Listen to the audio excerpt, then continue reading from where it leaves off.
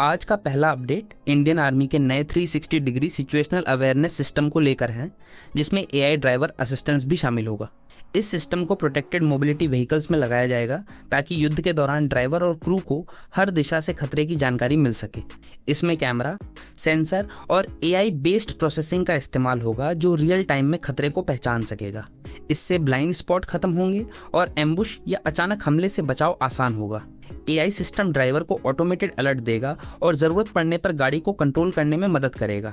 ये टेक्नोलॉजी खासकर counter insurgency और बॉर्डर ऑपरेशंस में काफ़ी काम आएगी। इससे सैनिकों की सुरक्षा बढ़ेगी और ऑपरेशन की सफलता की संभावना भी ज़्यादा होगी। आर्मी का फोकस अब टेक्नोलॉजी ड्रिवन वॉरफेयर पर तेज़ी से बढ़ रहा है। अगला अपडेट LCA MK2 प्रोग्राम की रफ्तार तेज होने को लेकर है।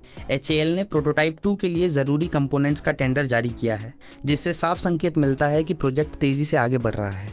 LCA MK2 को एक मीडियम वेट फाइटर के रूप में तैयार किया जा रहा है, जो तेजस MK1 से ज़्यादा एडवांस होगा। इसमें बेहतर इंजन, ज़्यादा पेलोड क्षमता और आधुनिक एवियोनिक्स होंगे। इस फाइटर में नई रडार टेक्नोलॉजी और हथियार सिस्टम शामिल किए जाएंगे, जिससे इसकी कॉम्बैट क्षमता बढ़ेगी। भारत का लक्ष्य है कि ये विमान विदेशी फाइटर्स पर निर्भरता कम करे। प्रोटोटाइप डेवलपमेंट के बाद टेस्टिंग और प्रोडक्शन फेज आएगा।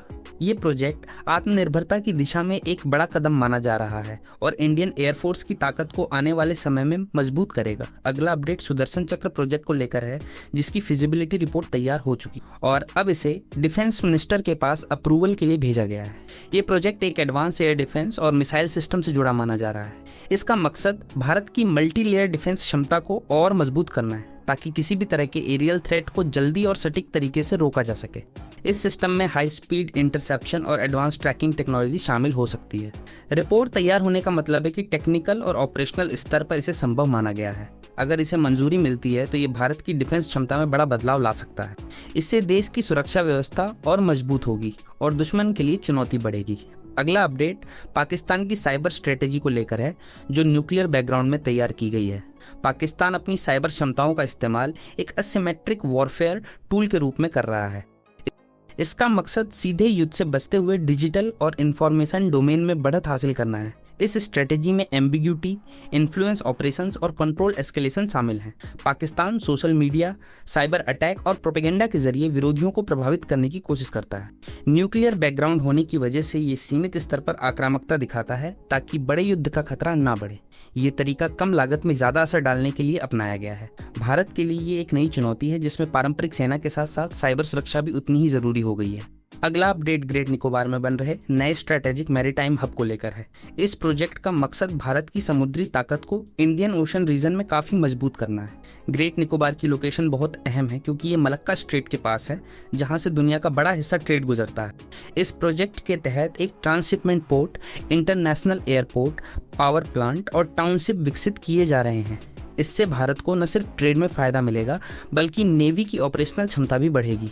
इस हब के जरिए भारत चीन की बढ़ती मौजूदगी को बैलेंस करने की कोशिश कर रहा है। इंफ्रास्ट्रक्चर इतना एडवांस बनाया जा रहा है कि बड़े कार्गो शिप्स आसानी से रुक सकें। साथ ही ड्यूल यूज़ फैसिलिटी होने की वजह से सिविल और मिलिट्री दोनों उपयोग हो सकेंगे।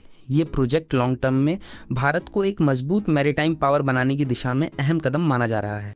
अगला अपडेट पाकिस्तान नेवी के नए चाइनीज सबमरीन प्रोग्राम को लेकर है, जिसमें वो 8 एडवांस सबमरीन शामिल करने जा रहा है।